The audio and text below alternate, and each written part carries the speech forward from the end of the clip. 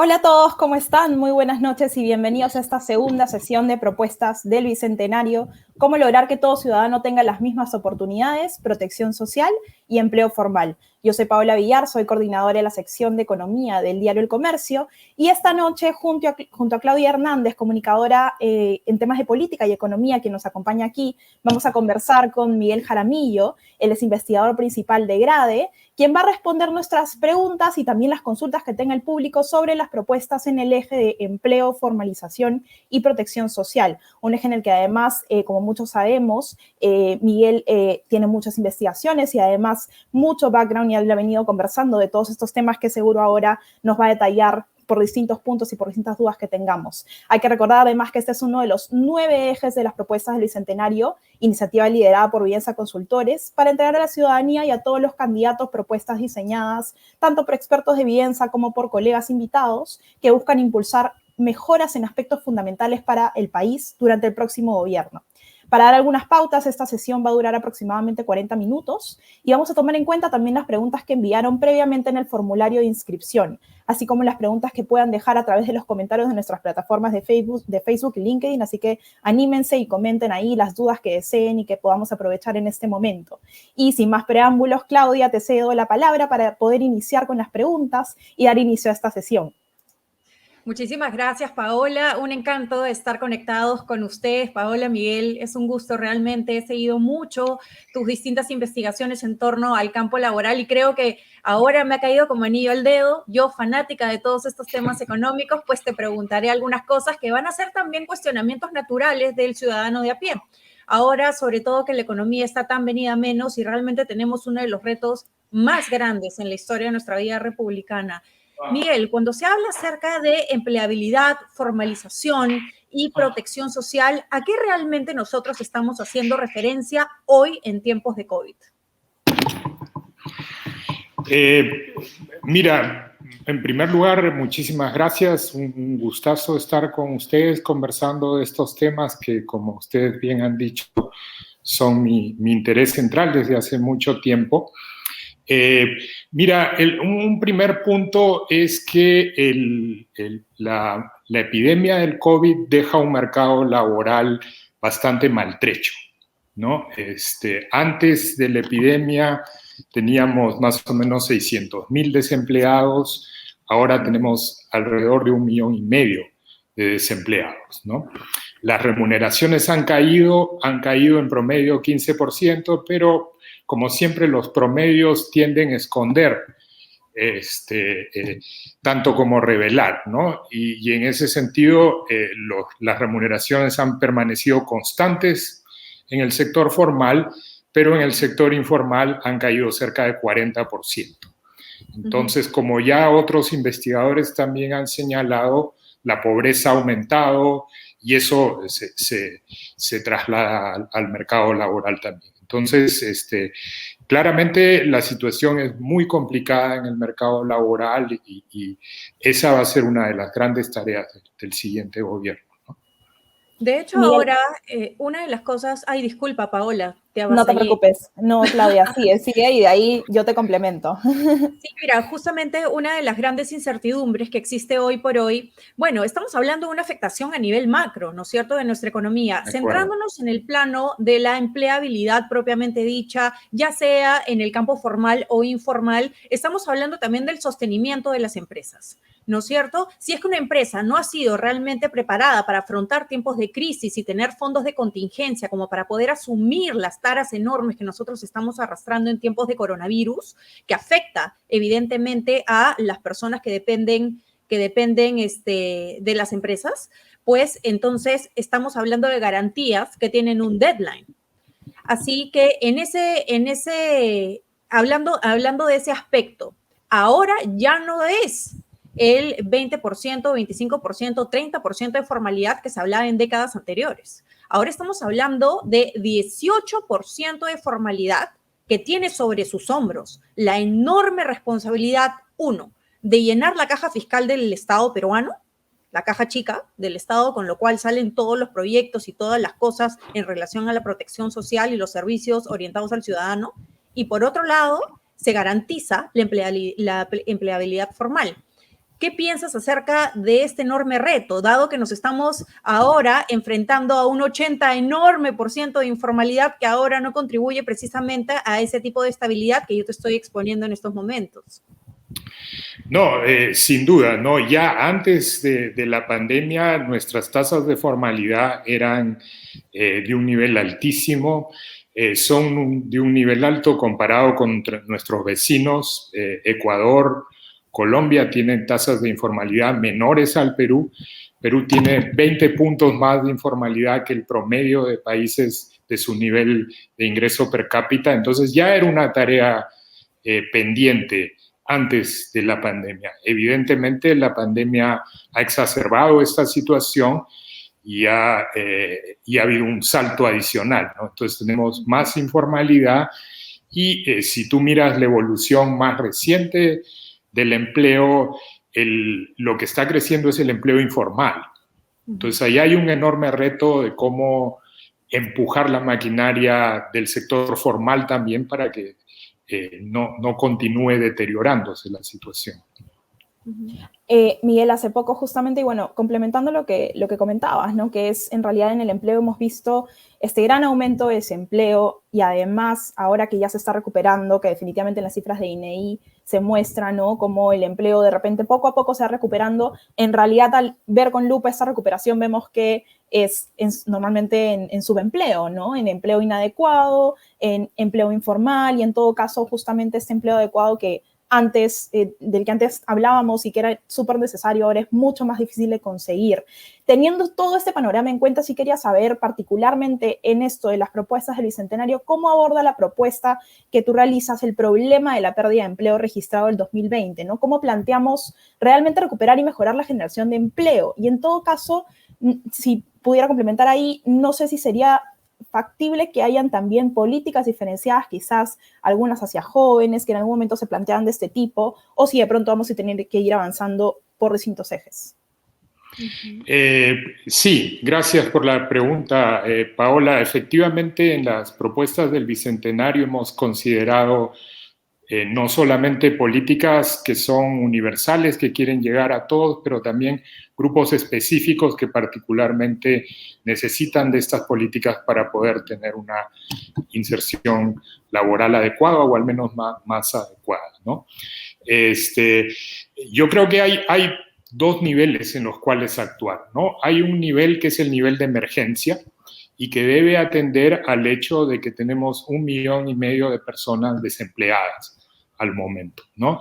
Entonces se necesita un programa que cree empleos rápidamente y sobre esto, por ventura, hay una larga experiencia internacional, ¿no? Programas de empleo de emergencia para precisamente situaciones de recesiones profundas, es ya una herramienta habitual, ¿no? Entonces podemos aprender de la experiencia en diferentes países y además apuntalar esas experiencias con elementos nuevos, que es lo que proponemos, como por ejemplo la participación del sector privado, ¿no? Este tipo de programas de empleo de emergencia típicamente es empleo público, ¿no? Pero nosotros sabemos que el empleo de largo plazo es el empleo privado.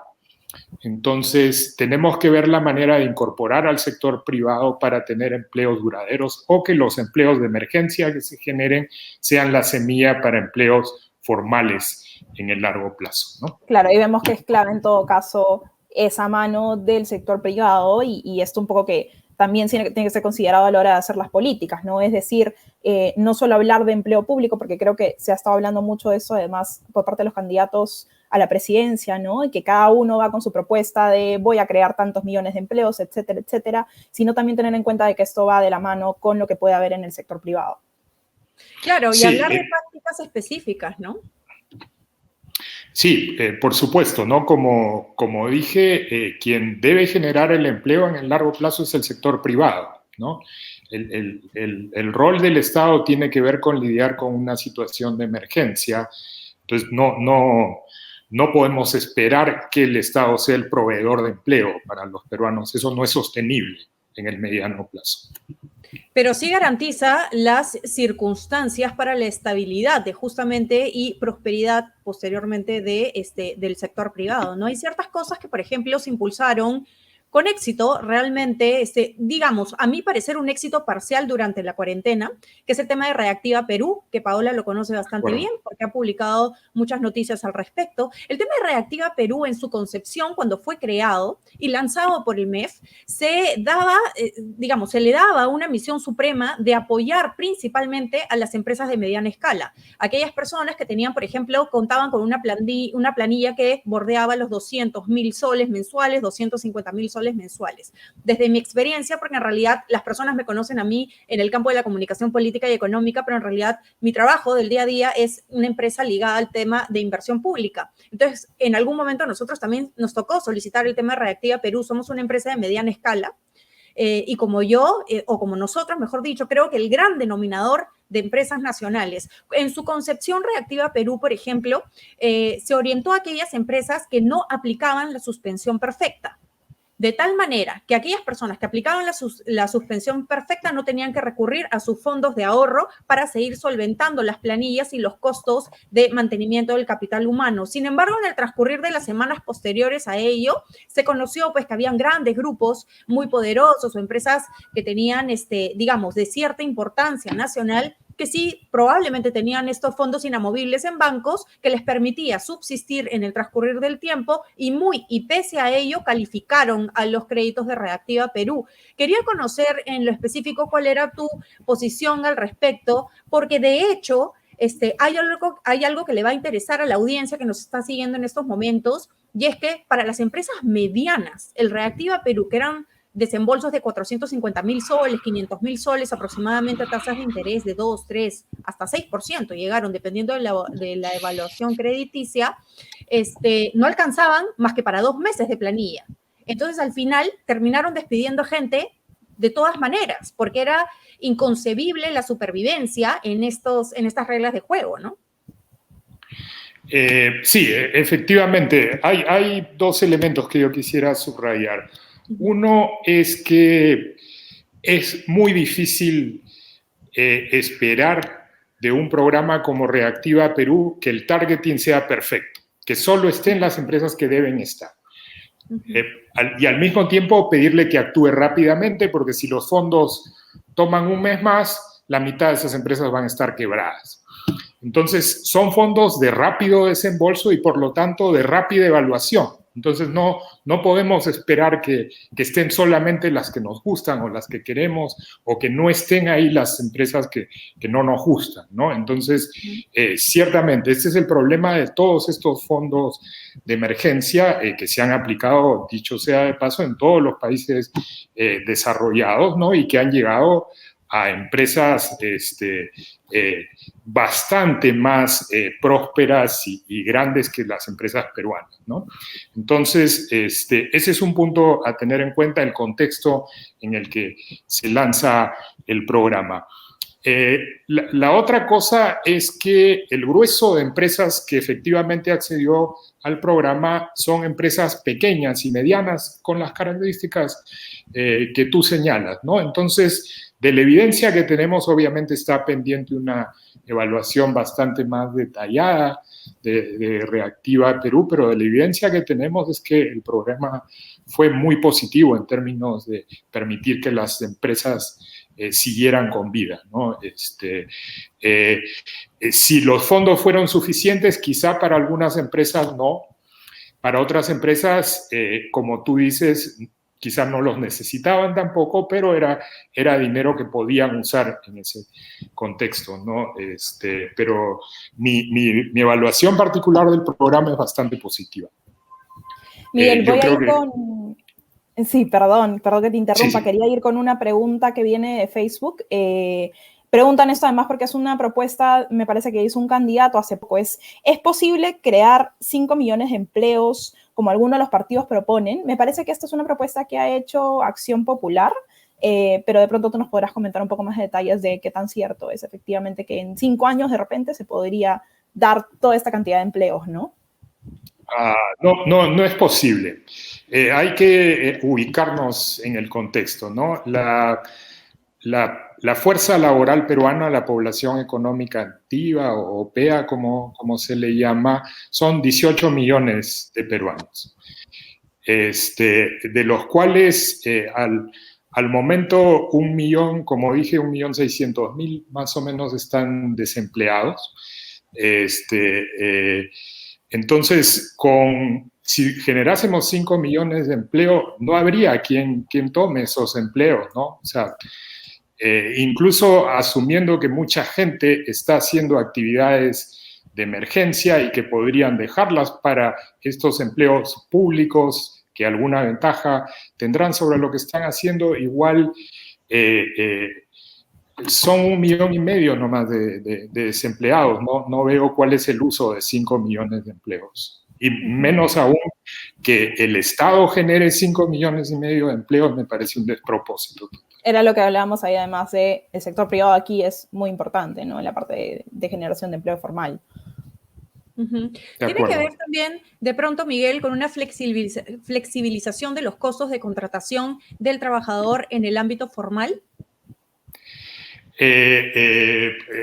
Obviamente, digamos, la demanda de trabajo está asociada con los costos, ¿no? de esas contrataciones, ¿no? Y aquí lo que tenemos es una legislación sumamente barroca, ¿no? O sea, tenemos 14,000 páginas de regulaciones que las pequeñas empresas deberían conocer y cumplir. Eso es lo que se le pide al empresario. Esto es obviamente un exceso, ¿no? Y habría que ver cuál es el sustento para pretender que una persona pueda conocer esas 1,400 páginas y aplicarlas, ¿no? En su empresa. Las empresas están ahí para producir, no es, y en ese sentido necesitamos un marco que les haga fácil producir y al mismo tiempo cumplir con los derechos fundamentales de los trabajadores, ¿no? Entonces yo creo que hay una gran tarea de simplificar y hacer más fácil la vida de los empresarios en la formalidad, si es que queremos tener más formalidad.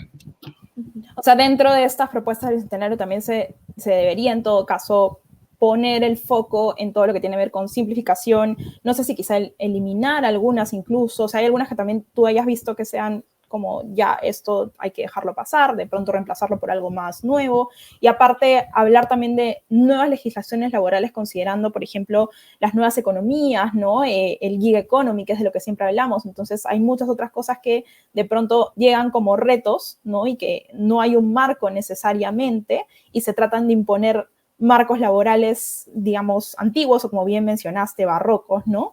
Que no calzan con de pronto estos rubros. Es decir, también se tendría no solo que simplificar, sino también modernizar. Sin duda, ¿no? Sin duda. No se trata de crear más regulación, ¿no? Porque es muy fácil sacar leyes, ¿no? Hay que voltear a mirar al Congreso nomás con la facilidad que sacan leyes. Después desmontarlas es un problema siempre. Es siempre más difícil desmontarlas. Entonces hay que pensar en un marco regulatorio que facilite la creación de empleo formal y que permita incluir todas estas nuevas formas de producción que están bajo este gran título de la gig economy.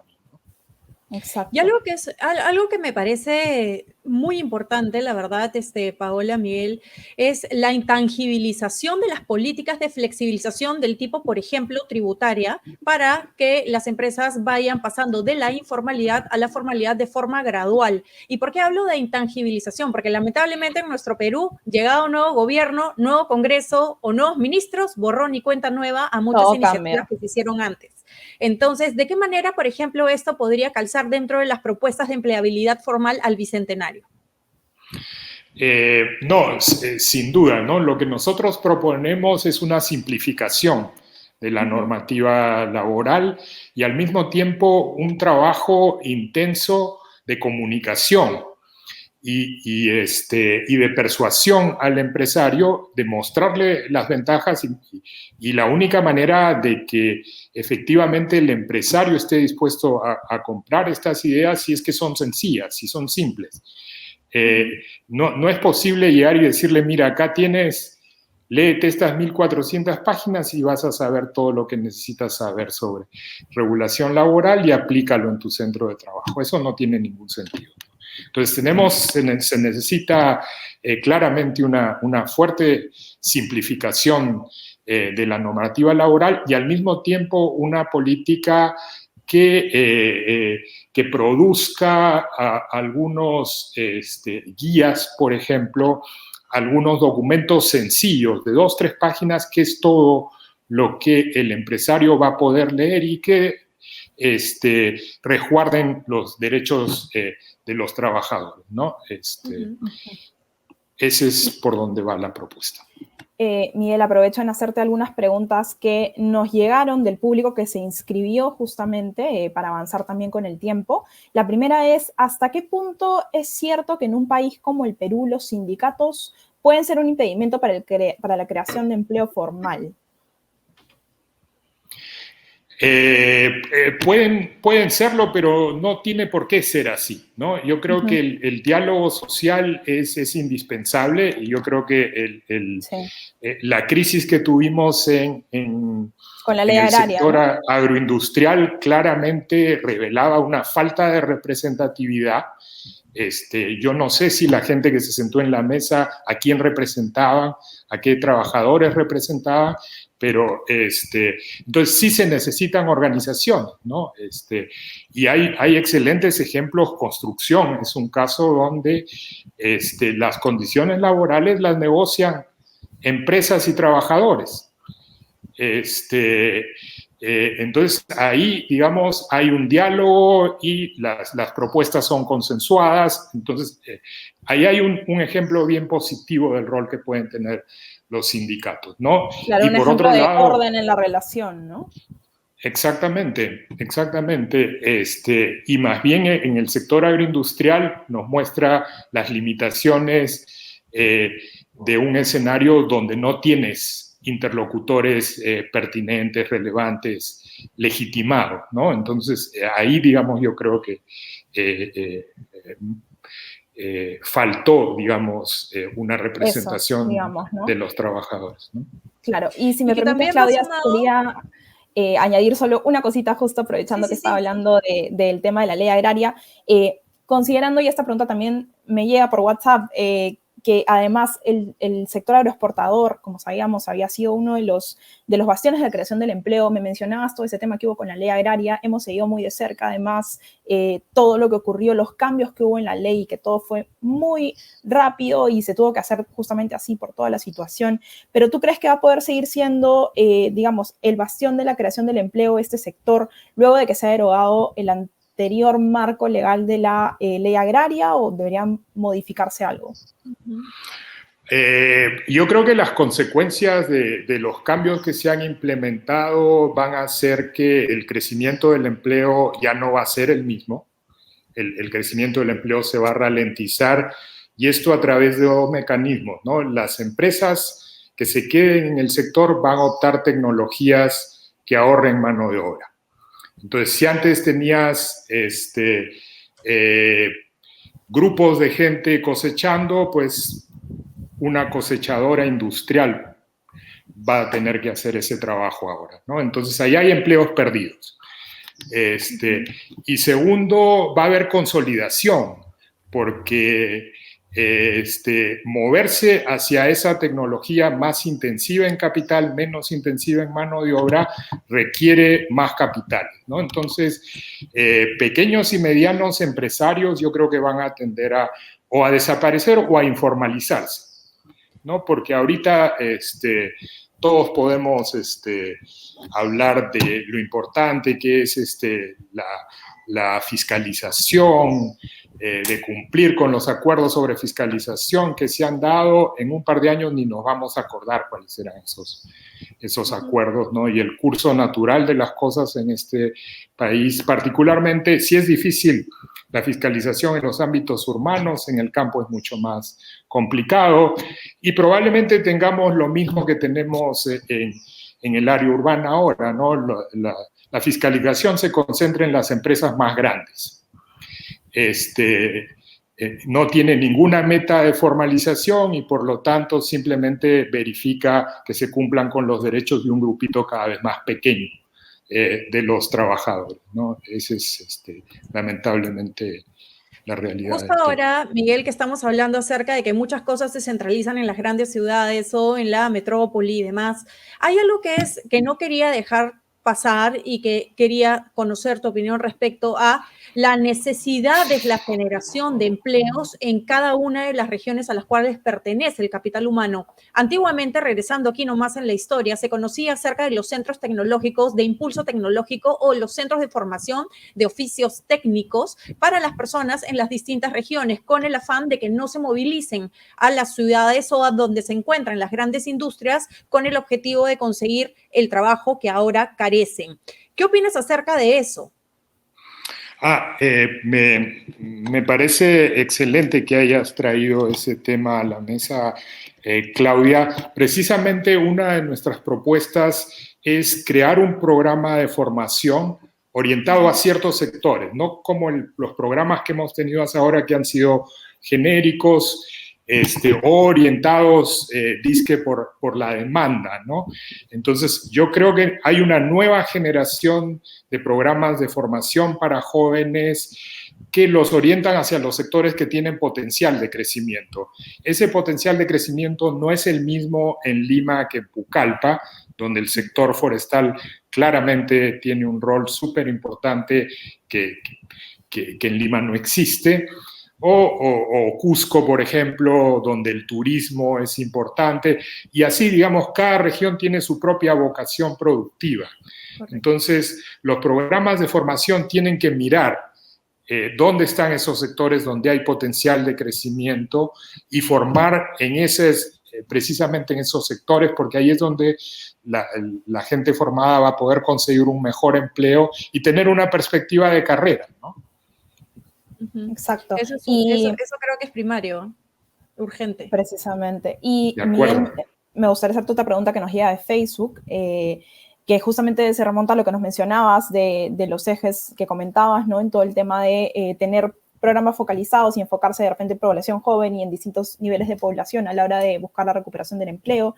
Nos comentan, ¿qué se debe hacer para fomentar el empleo joven? ¿Se requiere de un régimen especial, de alguna legislación específica?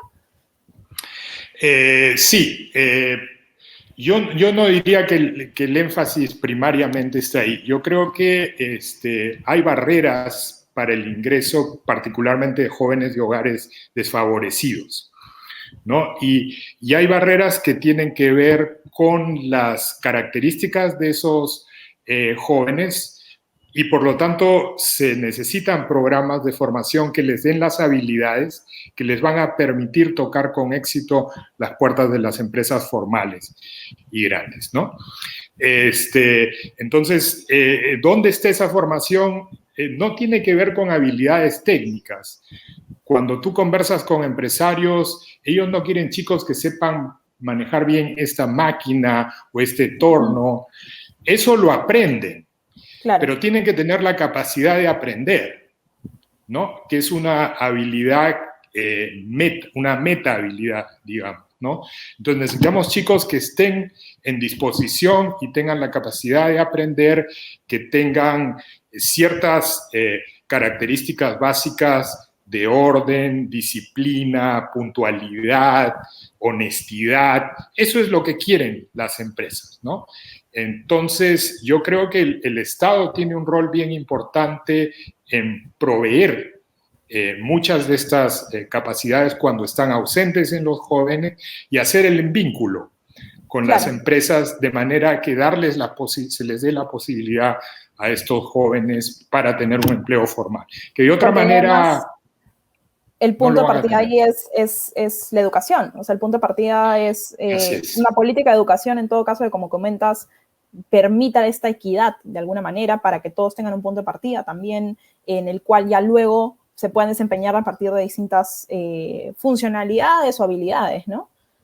Exacto, ¿no? En el tema de educación también hay un fuerte énfasis en nuestras propuestas en la empleabilidad, pero la educación toma tiempo en dar sus frutos, ¿no? Pero mientras tanto necesitamos trabajar con los chicos que ya salieron del colegio y van a buscar un primer empleo, y tenemos que darles esas habilidades para que tengan las mismas oportunidades que otros chicos y las empresas tengan un pool grande de trabajadores con esas características que ellos necesitan, porque la cuestión específica de la empresa se la van a enseñar en las mismas empresas.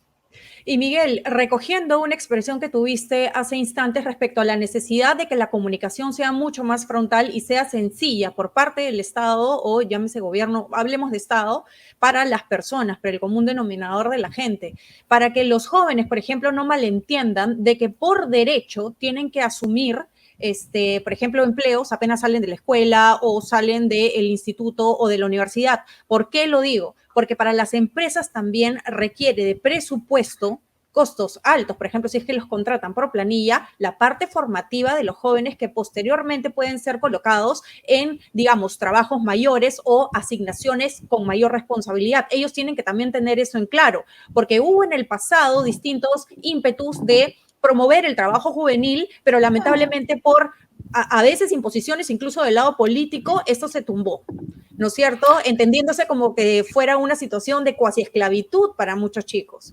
Entonces creo que ahí debe de existir algo mucho más mejor dirigido, ¿no? Un mensaje mejor dirigido.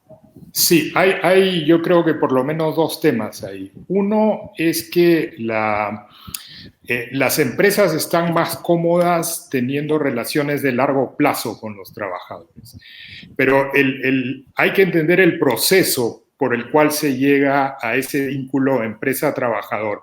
No es que la empresa agarra al primer trabajador y resulta que al trabajador le encanta trabajar ahí y a la empresa le encanta trabajar con ese trabajador. Eso no ocurre en la vida real, no ocurre en las relaciones personales.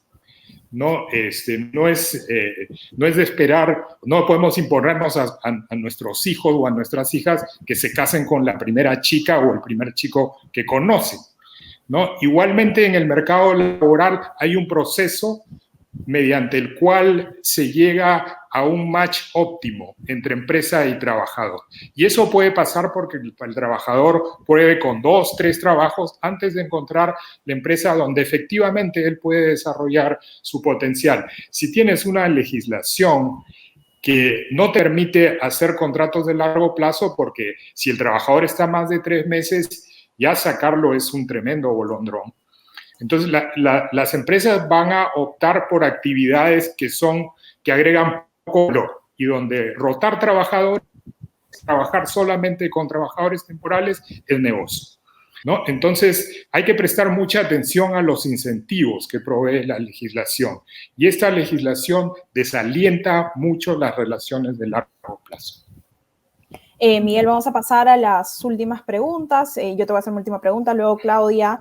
Y quería cerrar, ¿no?, mi participación en este conversatorio consultándote justamente por uno de los puntos que creo que todavía no hemos abordado, pero es súper importante dentro de la propuesta que tiene que ver con la protección social, ¿no? Es algo que mencionas también, que en todo caso debería de alguna manera como no ligarse tanto al tema del empleo, en todo caso también cambiar en cómo vemos esto y además el acceso, que sabemos que es muy limitado.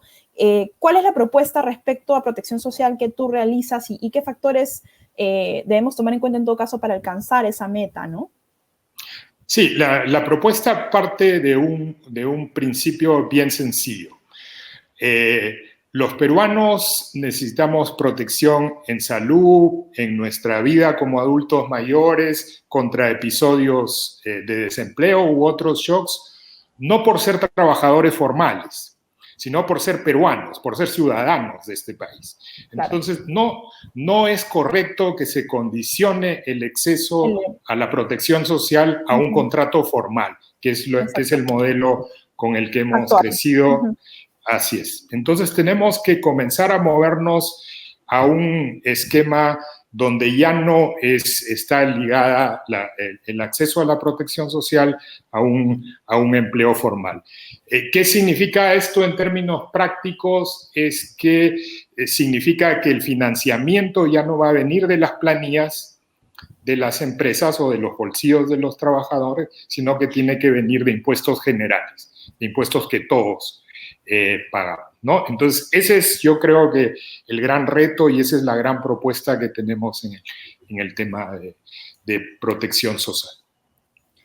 Bueno, Miguel, y la pregunta del millón, ya que estamos en tiempos electorales, las propuestas del Bicentenario que estás impulsando en tu especialidad, ¿ya han sido escuchadas por los candidatos a la presidencia de la República? Porque depende en gran medida de eso, de la capacidad de escucha de quienes ahora están disputando este sitial en Palacio. Y la intención de considerarlas. Es una excelente pregunta. No tengo evidencia de que lo hayan porque hecho. Porque sería importante presentárselas, ¿no es cierto?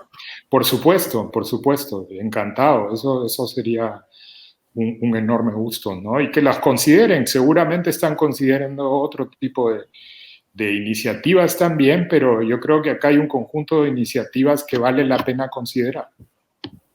Ya que por ahí me ha dicho un pajarito que nos están viendo algunos candidatos o las personas de los distintos planes de gobierno, pues involucren las propuestas también de Miguel para que ese plan de gobierno puesto en marcha en un eventual, digamos, rola ganador, pues vean la luz, porque creo que el esfuerzo que se ha colocado en este tipo de documentos y en investigaciones que demoran muchos años, porque llegar a la ubicación, en todo caso, a la posición en la que tú te encuentras, Miguel, pues no es una cosa del día a la noche, ¿no? Es algo que ha costado muchísimo tiempo de formación y con mayor razón tienen que ser puestas en favor de la ciudadanía. Exacto, y no, además entiendo esas propuestas mismas, ¿no? La idea es que lleguen a los candidatos y creo, Miguel, que también se apunta a eso y esperemos, ¿no? Como dice Claudia, si efectivamente nos están viendo en este momento, que escuchen y que en todo caso estén abiertos a poder incorporar todo esto eventualmente, ¿no? Sobre todo viendo que todos queremos la mejora del país en todos estos sentidos. Ya estamos sobre la hora, así que me toca simplemente agradecerle a ambos, a Claudia, a Miguel, por responder y explicar con más detalle también todo lo relacionado a las propuestas del eje de empleo, formalización y protección social. Ha sido una conversación muy grata y por mi lado les agradezco mucho, sobre todo a ti, Miguel, y Claudia también, porque has tenido unos grandes aportes para poder conversar también sobre estos aspectos. No, gracias a ustedes. Encantado de haber conversado con ustedes y solamente quería dejarles la invitación para que vayan al siguiente webcast que vamos a tener, que va a estar a cargo de Milton Monjes, que ha elaborado un conjunto de propuestas, yo creo, bien interesantes, bien potentes y que también espero los candidatos sepan apreciar en el tema de saneamiento, que es también un tema fundamental para el desarrollo del país.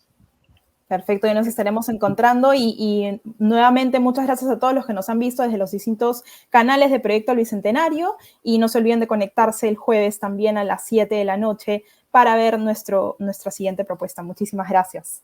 Cuídense. Gracias, buenas noches. Gracias a ustedes, gracias Claudia, gracias Pau, hasta pronto. Encantada.